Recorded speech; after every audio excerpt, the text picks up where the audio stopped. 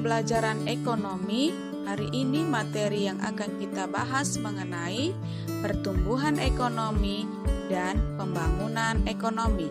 Mari sama-sama kita pelajari materi berikut ini. Pertumbuhan ekonomi dan pembangunan ekonomi. Bagaimana gambaran umum kondisi pertumbuhan dan pembangunan ekonomi di Indonesia? Bagaimana strategi untuk meningkatkan pertumbuhan ekonomi dan pembangunan ekonomi di Indonesia?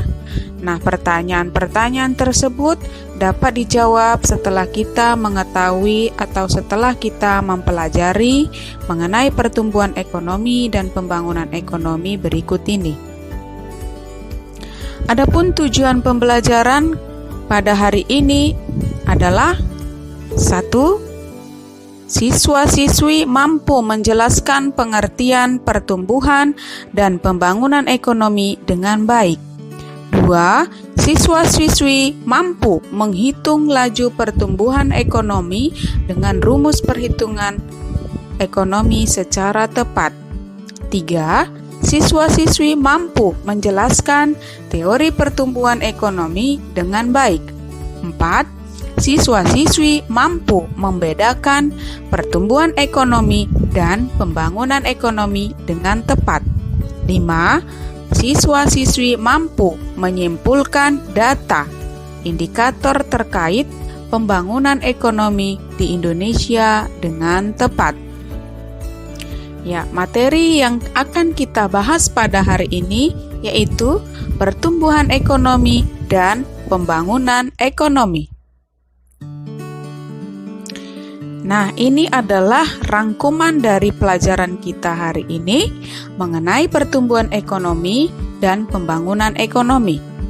Pertumbuhan ekonomi akan membahas dua hal, yaitu tokoh pelopor pertumbuhan ekonomi dan rumus perhitungan ekonomi.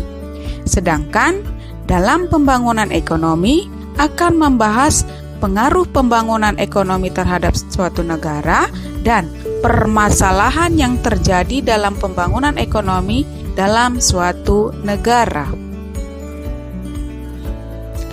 Teori pertumbuhan ekonomi apa saja sih? Ya, teori pertumbuhan ekonomi ada menurut teori klasik, menurut teori neoklasik, teori neo-Keynes, dan teori W.W. Rostow, serta teori Karl Bucher. Teori klasik menurut Adam Smith, pertumbuhan ekonomi dipengaruhi faktor output total dan pertumbuhan ekonomi. David Ricardo mengemukakan dalam teori The Law of Diminishing Return. 2. Peningkatan produktivitas tenaga kerja memerlukan kemajuan teknologi serta akumulasi modal yang cukup. 2. Teori neoklasik dikemukakan oleh Joseph A. Schumpeter. Pertumbuhan ekonomi merupakan proses inovasi yang dilakukan inovator dan wirausahawan. Menurut Robert Solow, pertumbuhan ekonomi adalah rangkaian kegiatan yang bersumber pada manusia, akumulasi modal, teknologi modern, dan hasil atau output. Teori neo-Keynes oleh Roy F. Harrod dan F.C. D. Domar. Faktor yang mempengaruhi peningkatan pertumbuhan ekonomi adalah adanya pengaruh investasi pada permintaan agregat dan pertumbuhan kapasitas produksi. Penanaman modal terjadi komponen penting dalam proses pertumbuhan ekonomi. 4. Teori W.W. Rostow mengemukakan 1. Tahap masyarakat tradisional. 2. Tahap prasyarat tinggal landas. 3. Tahap tinggal landas. 4. Tahap menuju kedewasaan. 5. Tahap konsumsi tinggi. 5. 5. Teori Karl Bucher. Ada 4, yaitu produksi untuk kebutuhan sendiri. 2. Perekonomian sebagai perluasan pertukaran produk di pasar. 3. Pada perekonomian nasional, peran perdagangan makin penting. 4. Kegiatan perdagangan telah meluas, melintasi batas negara.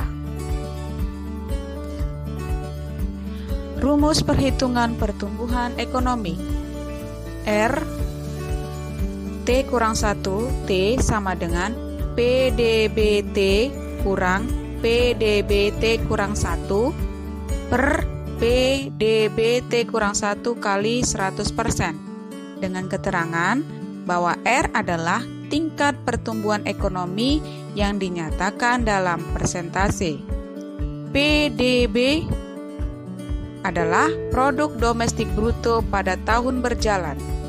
PDBT kurang 1 adalah produk domestik bruto tahun sebelumnya. Nah, di sini akan dibahas mengenai perbedaan pertumbuhan dan pembangunan ekonomi. Pertumbuhan ekonomi yaitu proses naiknya produk per kapita secara terus-menerus. Yang kedua, tidak memperlihatkan pemerataan pendapatan. Ketiga, tidak memperhatikan pertambahan penduduk. 4. Belum tentu mengidentifikasi peningkatan taraf hidup masyarakat. 5. Pertumbuhan ekonomi belum tentu disertai pembangunan ekonomi. Berbeda dengan pembangunan ekonomi. Kalau pembangunan ekonomi membahas proses perubahan menuju perbaikan, termasuk usaha peningkatan pendapatan per kapita dalam jangka panjang. Kedua, memperhatikan pemerataan pendapatan, termasuk pemerataan pembangunan dan hasil-hasilnya. 3. Memperhatikan pertambahan penduduk. Keempat, meningkatkan taraf hidup masyarakat. Kelima, pembangunan ekonomi selalu disertai pertumbuhan ekonomi. Nah, itu adalah perbedaan pertumbuhan ekonomi dengan pembangunan ekonomi. Faktor-faktor yang mempengaruhi pembangunan ekonomi ada 2, dari segi ekonomis dan dari segi non-ekonomi.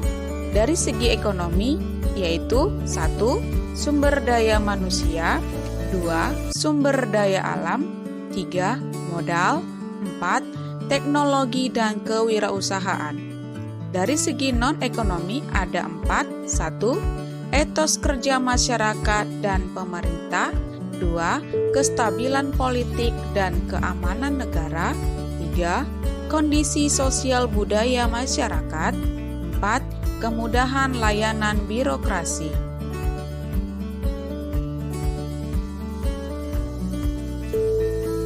Indikator keberhasilan pembangunan ekonomi dapat dilihat dari indikator moneter dan indikator non-moneter. Indikator moneter mencakup pertumbuhan penduduk domestik bruto atau PDB meningkat dan pendapatan per kapita meningkat. Kalau dari segi indikator non-moneter yaitu indeks kualitas hidup, dapat dilihat juga dari indeks pembangunan manusia dan indeks indikator campuran. Nah, dalam perekonomian apa saja sih permasalahan pembangunan ekonomi? Nah, dapat kita perhatikan bahwa yang menjadi permasalahan dalam pembangunan ekonomi, yang pertama adanya kemiskinan, yang kedua ketimpangan pendapatan, dan ketiga terjadinya pengangguran. Keempat, ketimpangan pembangunan. 5. Pertumbuhan penduduk yang tinggi. 6. Inflasi yang tinggi. 7. Tingkat pendapatan yang rendah. Nah, ini adalah permasalahan dalam pembangunan ekonomi. Nah, ini yang harus dikurangi dan harus diminimalisasi oleh suatu negara. Perencanaan dengan kebijakan pembangunan ekonomi.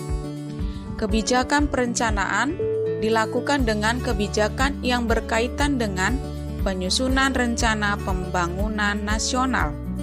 Kebijakan pengangguran dilakukan dengan cara kebijakan yang berkaitan dengan penyusunan alokasi pendanaan.